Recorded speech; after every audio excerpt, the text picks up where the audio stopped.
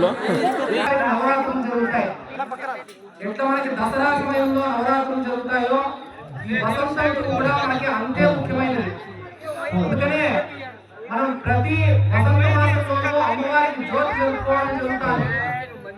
దానిలో భాగంగా మనకి ఉయ్యాల సేవ అనేది మన శ్రీనివాసపల్లి గ్రామ ప్రజలు అమ్మవారి చౌడేశ్వరి అమ్మవారి ఇక్కడ ఉన్నంత వరకు కూడా దీన్ని జరుపుతూ ఉన్నారు.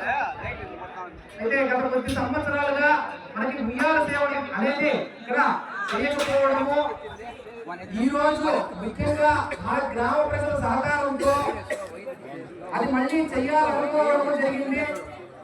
వాళ్ళ సహకారం వల్ల ఈ రోజు మనకి ఉయ్యాల అనేది ఏర్పాటు అయింది.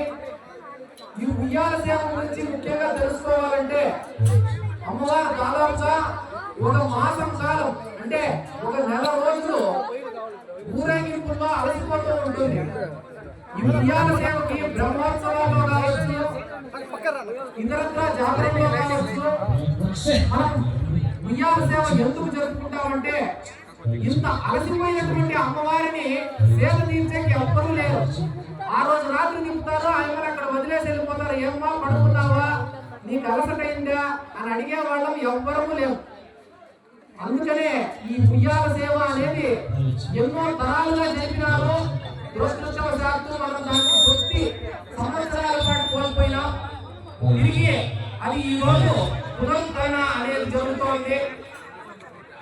ఈ ఉయ్యాల సేవలో భాగంగా అలసిపోయినటువంటి అమ్మవారికి సేవ తీరుస్తూ మనం ఈ విశ్వావసునామ సంవత్సరం కొత్త సంవత్సరం నుంచి మొదలుకొని అమ్మవారికి విశేషంగా సేవలు చేస్తూ ఉయ్యాల సేవ జరుపుకుంటూ పాటలు పాడుతూ మంగళాలను పాడుతూ ఆ అమ్మవారి సేవను తీరుస్తూ మనకి ఈ సేవ చేసే భాగ్యాన్ని తిరిగి మళ్ళీ ఆ చౌడేశ్వరి దేవే మనకు కల్పించింది.